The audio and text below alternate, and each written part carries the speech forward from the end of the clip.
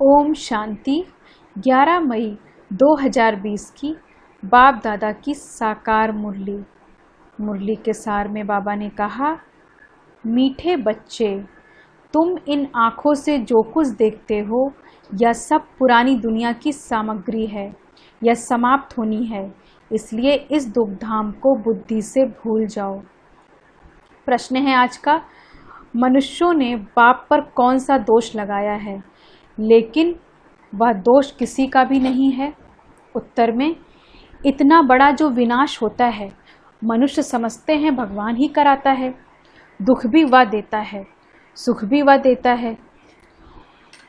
यह बहुत बड़ा दोष लगा दिया है। बाप कहते हैं, बच्चे, मैं सदा सुखदाता हूँ, मैं किसी को भी दुख नहीं दे सकता। अगर मैं विनाश कराऊं तो सारा पाप मेरे पर आ जाए। वह तो सब ड्रामा अनुसार होता है, मैं नहीं कराता हूँ।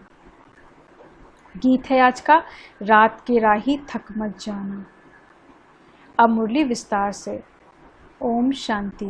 बच्चों को सिखलाने के लिए कई गीत बड़े अच्छे हैं। गीत का अर्थ करने से वाणी खुल जाएगी। बच्चों की बुद्धि में तो है कि हम सभी दिन की यात्रा पर हैं। रात की यात्रा पूरी होती है। भक्ति मार्ग है ही रात की यात्रा। अंधियारे में धक्का होता है। आधा कल्प रात की यात्रा कर उतरते आए हो, अभी आए हो दिन की यात्रा पर। यह यात्रा एक ही बारी करते हो। तुम जानते हो, याद की यात्रा से हम तमो प्रधान से सतो प्रधान बन, फिर सतो प्रधान सतयुग के मालिक बनते हैं। सतो प्रधान बनने से सतयुग के मालिक, तमो प्रधान बनने से कलयुग के मालिक बनते हो। उनको कहा जाता है स्वर्ग, इनको कहा जाता है नर्क। अब तुम बच्चे बाप को याद करते हो।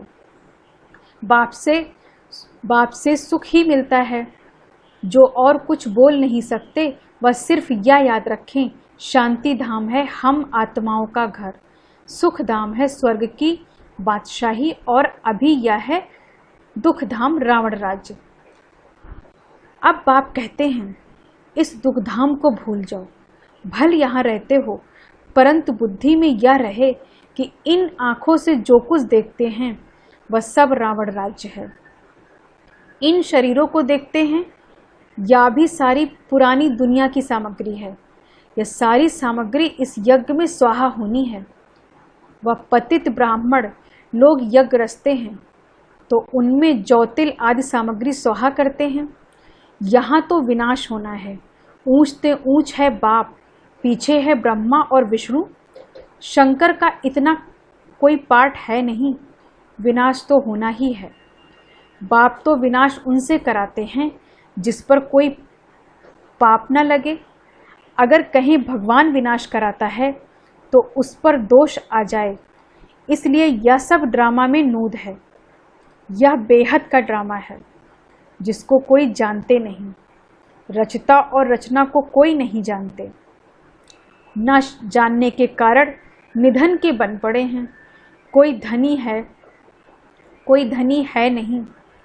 कोई घर में बाप नहीं होता और आपस में लड़ते हैं तो कहते हैं तुम्हारा कोई धनी नहीं है क्या।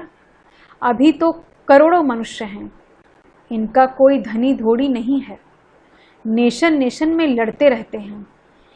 एक ही घर में बच्चे बाप के साथ, पुरुष स्त्री के साथ लड़ते रहते हैं। दुखधाम में है ही अशांति। ऐसे नहीं कहेंगे भगवान बाप कोई दुख रचते हैं। मनुष्य समझते हैं दुख सुख बाप ही देते हैं, परंतु बाप कभी दुख दे न सके। उनको कहा ही जाता है सुखदाता, तो फिर दुख कैसे देंगे। बाप तो कहते हैं, हम तुमको बहुत सुखी बनाते हैं। एक तो अपने को आत्मा समझो।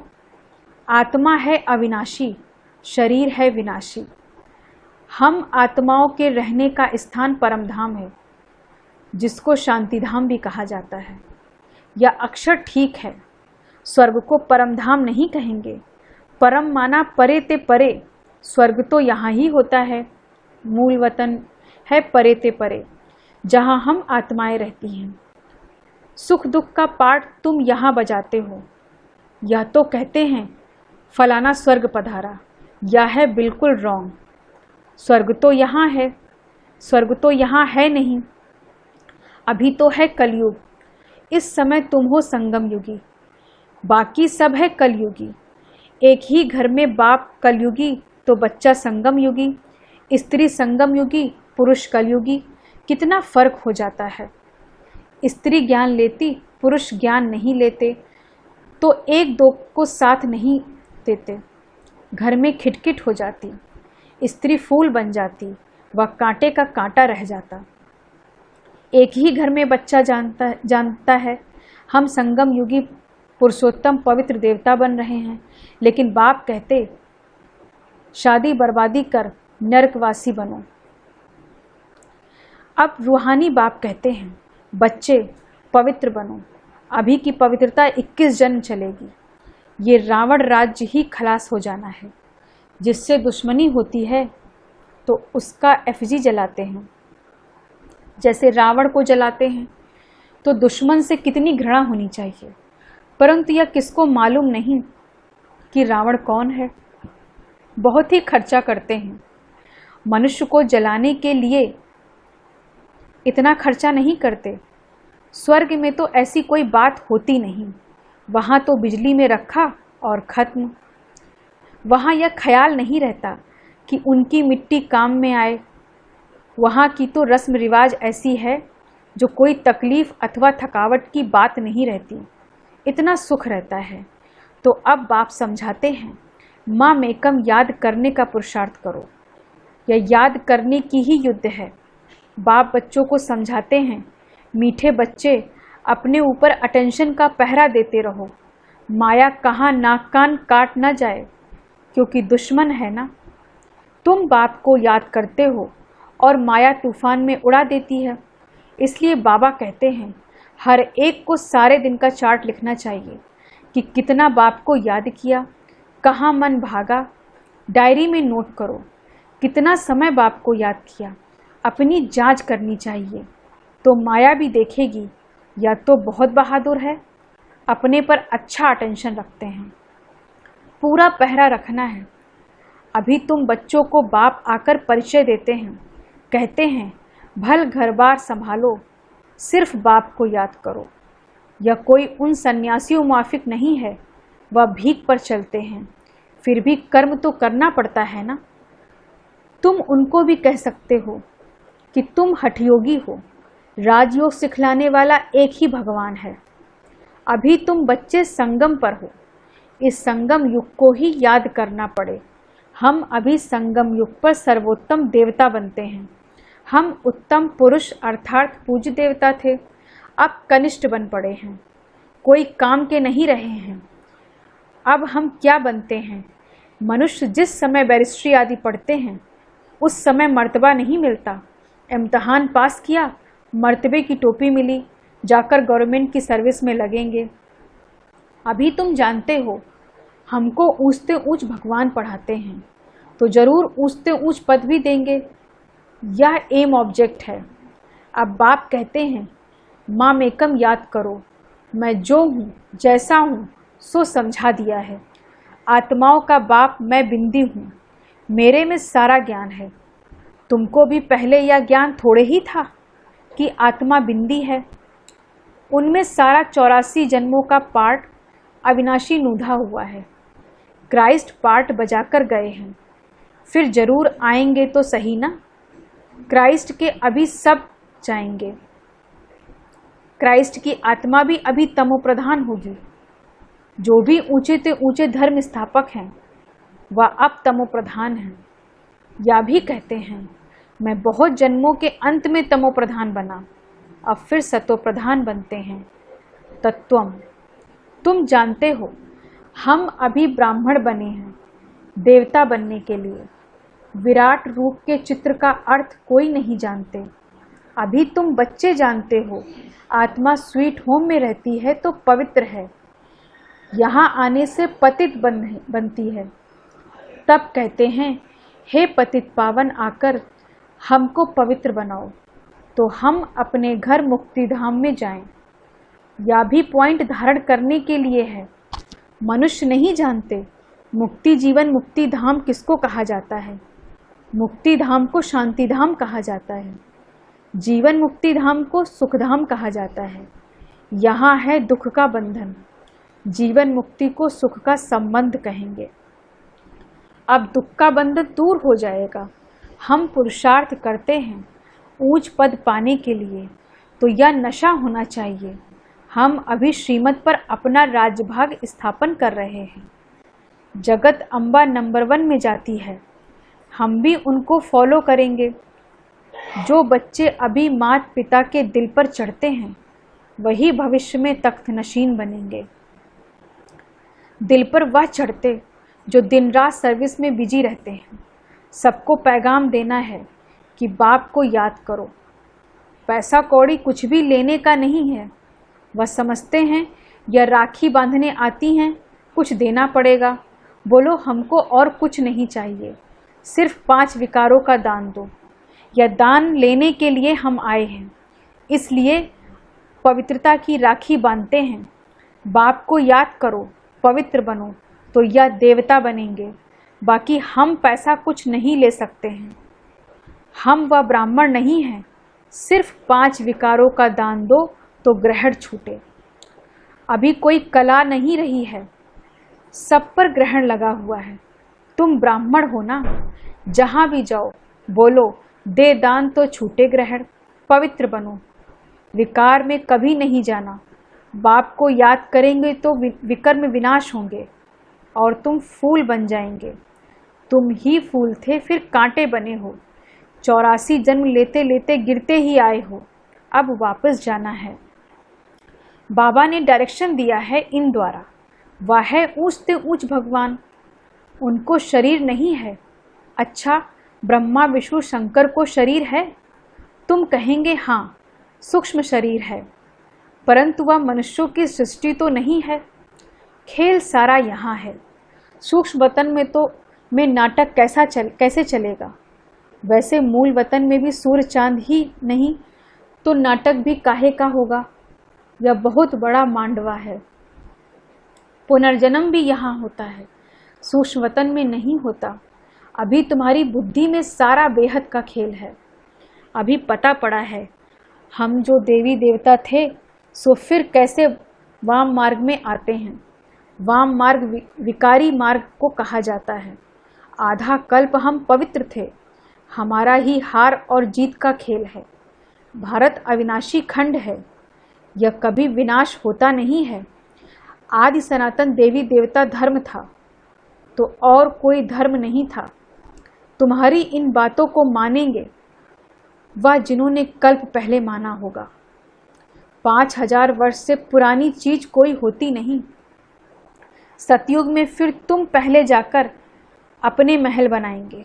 ऐसे नहीं कि सोनी द्वारिका कोई समुद्र के नीचे है, वह निकल आएगी।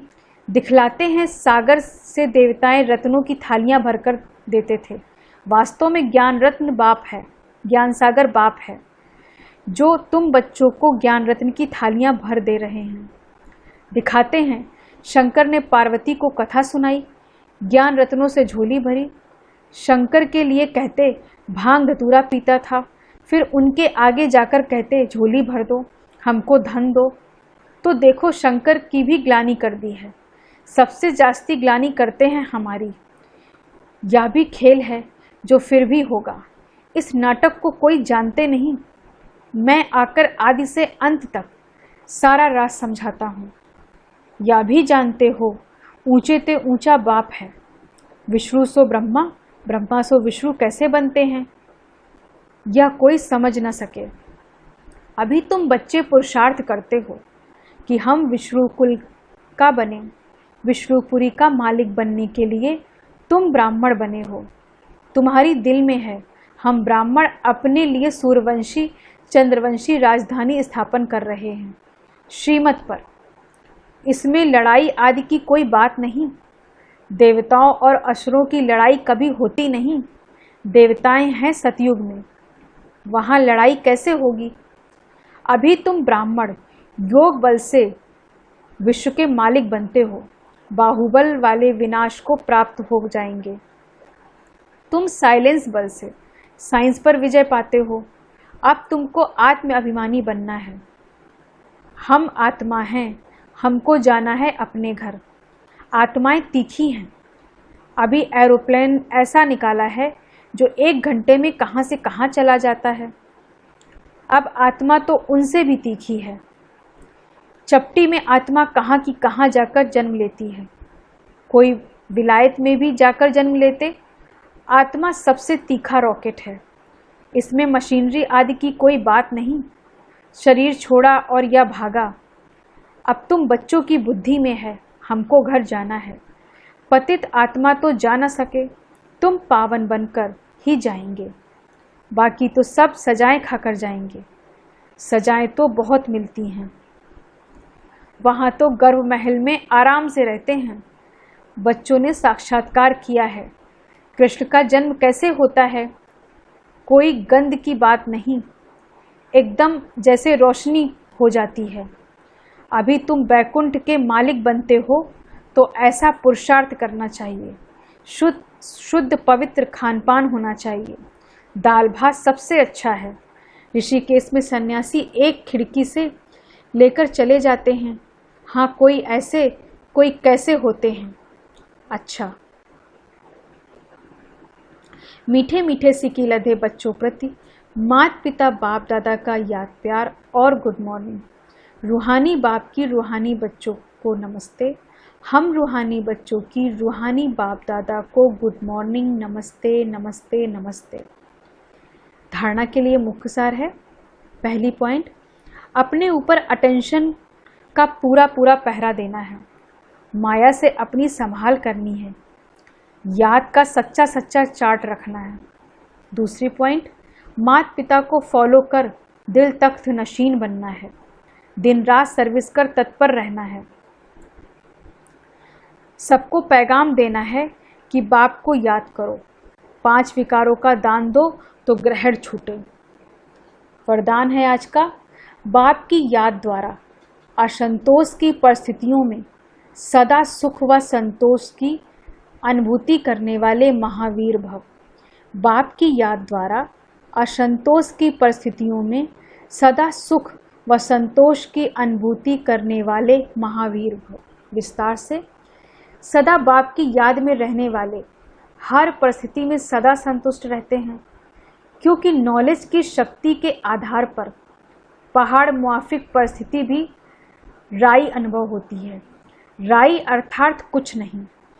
चाहे परिस्थिति असंतोष की हो, दुख की घटना हो, लेकिन दुख की परिस्थिति में सुख की स्थिति रहे, तब कहेंगे महावीर।